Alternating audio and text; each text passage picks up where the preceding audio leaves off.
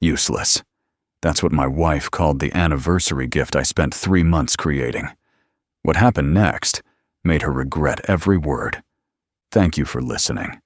If this story resonated with you, leave a comment below and subscribe to this channel for more infidelity stories and cheating wife stories on YouTube. The November wind in Milwaukee cuts different when your wife is destroying your heart. It's not just cold, it's cruel, like it knows what's coming before you do. I stood there in our living room watching her toss the leather-bound memory book onto the table like it was garbage. 3 months of work, every photograph restored by hand, every caption written from the heart, gone in one dismissive gesture. "What's this supposed to be?" Karen asked, waving her hand at it like it smelled bad. "A collection of memories from our 15 years together. I thought you'd appreciate something meaningful." She rolled her eyes so hard I thought they'd get stuck. "Meaningful? This is the best you could come up with, David? A pile of sentimental garbage? You're pathetic." My hands clenched, but I kept my voice steady. "Karen!" "No," she cut me off, standing up and running her fingers through her hair. "This isn't working anymore. You're not working anymore. I need someone who can actually add value to my life." My stomach twisted into knots. "What are you saying?" She smirked, that cold, calculated smirk I'd learned to hate. "I'm leaving, David. I've met someone else. Brandon. He's 28, exciting, and he actually knows how to live. Unlike you." The words hit like a freight train, but I refused to let her see me break. "And you think this is the right way to tell me? After I put my heart into this?" She laughed, hollow, dismissive. "Your heart? That's your problem, David. You're all heart and no ambition. I deserve more." I sat there for a moment, her cruelty echoing in my skull. Then something unexpected happened. I started laughing, not bitter, not forced. Genuine laughter that cut through the tension like a blade. "What's so funny?" she demanded, narrowing her eyes. I stood up, still laughing, and reached for the book. "You don't even know what you're walking away from." I flipped to the final page. "What are you talking about?" I pulled out the folded deed I'd tucked inside and held it up. "This is the deed to a lake house in Door County. I've been making payments on it for 2 years with my side business income. Money you never bothered asking about. The deed is in my name only, purchased with my separate funds from the side business, kept in a separate account and never commingled. I was planning to surprise you tonight with the final paperwork." Her jaw dropped. You bought a vacation house?" I smiled, slipping the deed into my jacket pocket. "Looks like Brandon won't be enjoying those Wisconsin sunsets, will he?" Her face twisted into something between disbelief and panic. For the first time all evening, Karen was speechless. "Since when do you make decisions like that?" she finally stammered. "Since I realized depending on you for anything meaningful was a waste of time. While you were busy finding excitement with a 28-year-old, I was building something real. Silly me for thinking we wanted the same future." She opened her mouth to respond, but closed it again. Her eyes darted to the book, still lying on the table, like she was trying to figure out how this had slipped through her fingers. "You're overreacting," she said weakly. "This doesn't change anything. Brandon and I." "Brandon and you?" I cut her off, shaking my head. "Karen, I don't care. Take him. Take your exciting life and get out of mine." I walked past her into the bedroom we'd shared for 15 years. The room felt different now, smaller, emptier. I grabbed a duffel bag and started packing essentials. Karen followed, sputtering excuses I didn't bother hearing. I paused at the dresser, staring at our wedding photo. 2 people who believed in forever. One of them had been lying the entire time. When I returned to the living room, Karen stood by the door, arms crossed. "You're really just going to leave?" I am, I said simply, brushing past her. This is ridiculous. You'll regret this, David. I paused at the door, turning back. Maybe. But at least I won't regret staying in a marriage where I'm nothing but a punchline to you. The night air hit my face like a promise. Cold, clean, honest. Everything Karen wasn't. I drove straight to my brother Mike's place in Kenosha. He answered the door in sweatpants, took one look at my face, and stepped aside. What did she do? Can I come in? Kitchen. I'll get the whiskey. 20 minutes later, I'd told him everything. The insults. Brandon. The lake house she'd never get to enjoy. She called you useless after everything you've done? Mike's voice rose with each word. And then announced she's leaving for some kid barely out of college. I nodded, swirling the whiskey in my glass. That's Karen. Always thought I'd just accept whatever she decided. But you didn't, Mike said, a grin breaking through his anger. You walked out. Honestly, David, good for you. Hearing him say it made something shift inside me. I hadn't just left Karen. I'd left years of trying to be someone she could respect, someone who would never be enough. What now? Mike asked. I figure it out. One step at a time.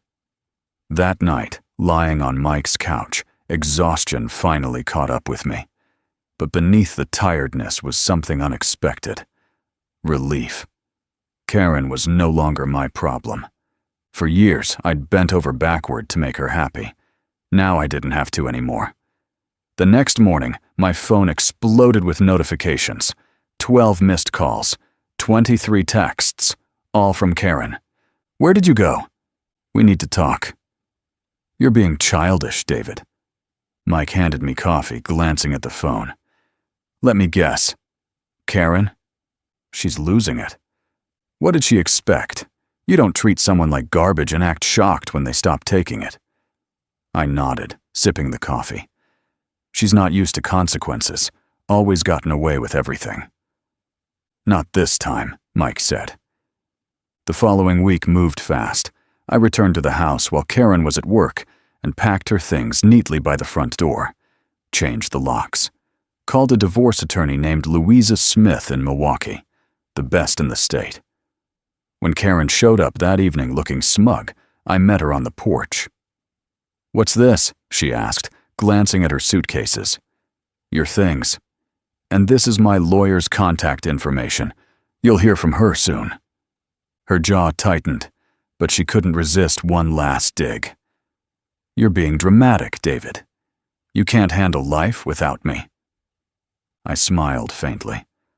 We'll see about that. Now get off my porch.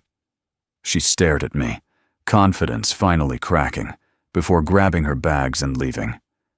Over the next 2 weeks, Karen's absence felt like fresh air.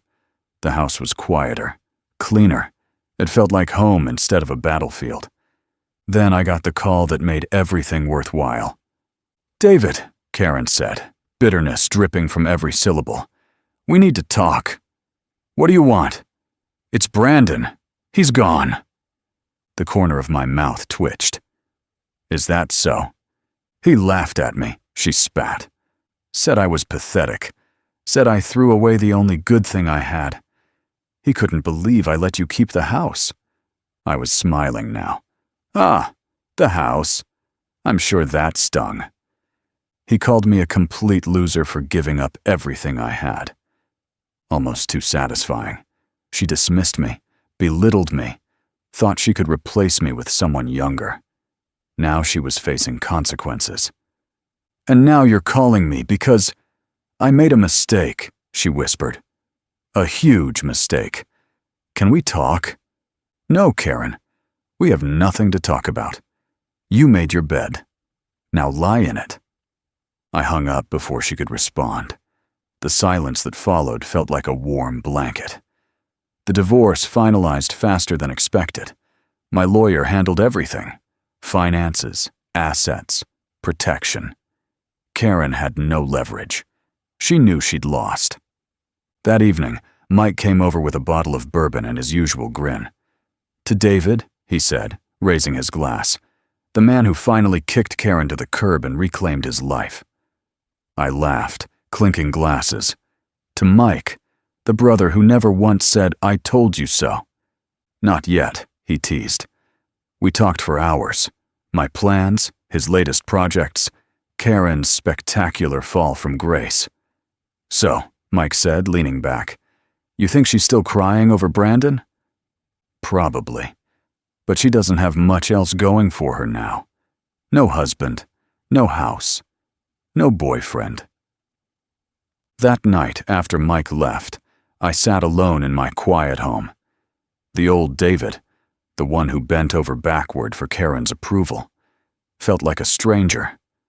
This new version, the one who could laugh at her downfall and find joy in rebuilding, was here to stay. 6 months later, I stood on the deck of the Door County Lake House, the sunset-painted Lake Michigan in shades of orange and gold, the kind of view that used to feel like a luxury. Now it felt like a promise kept. I'd thrown myself into my woodworking business, the side project Karen never respected. Turned out, custom furniture had a market I'd barely tapped. Within 4 months, I'd tripled my client base. Companies in Chicago, Detroit, and Kansas City were placing orders. Mike visited one weekend, carrying a six-pack and wearing his usual smirk. You know what? Karen did you a favor. I laughed, pouring us both a beer. You're not wrong. If she hadn't been so cruel, I might still be stuck trying to make her happy. He raised his glass. To Karen, the world's most clueless woman, for setting you free. We clinked bottles, laughing. But his words stayed with me. This new life wasn't just about escaping a bad marriage. It was about rediscovering who I was, what I wanted, what made me happy. A month later, a design magazine in Chicago emailed about featuring my work. They wanted to interview me about my journey as an entrepreneur. For a moment, I hesitated. Karen used to mock my furniture projects, called them a waste of time. But her voice didn't matter anymore. I typed, I'd be honored. The interview became a feature article, then speaking opportunities at craft conferences across the Midwest, Nebraska, Missouri, Iowa. People wanted to hear how I'd rebuilt from nothing. Standing on stage in Kansas City, I began. My name is David, and a year ago, I never imagined being here. Back then, my life revolved around meeting someone else's expectations. But today, I'm here because I chose to believe in myself. Heads nodded in the audience. People leaned in. Some took notes. Afterward, a man approached me with tears in his eyes. You inspired me today. Thank you for reminding me it's never too late to start over. His words stayed with me as I drove back to Wisconsin. That evening, on the lake house deck, I reflected on everything that had led me here. The heartbreak, the betrayal, my doubts. It had all been part of the journey. Karen was a distant memory now, her texts ignored, her apologies meaningless. I had built a life I loved, one step at a time, and it was just getting started. Thank you for listening. Like the video and subscribe for more infidelity stories, cheating wife stories, and inspirational stories about finding the strength to start over.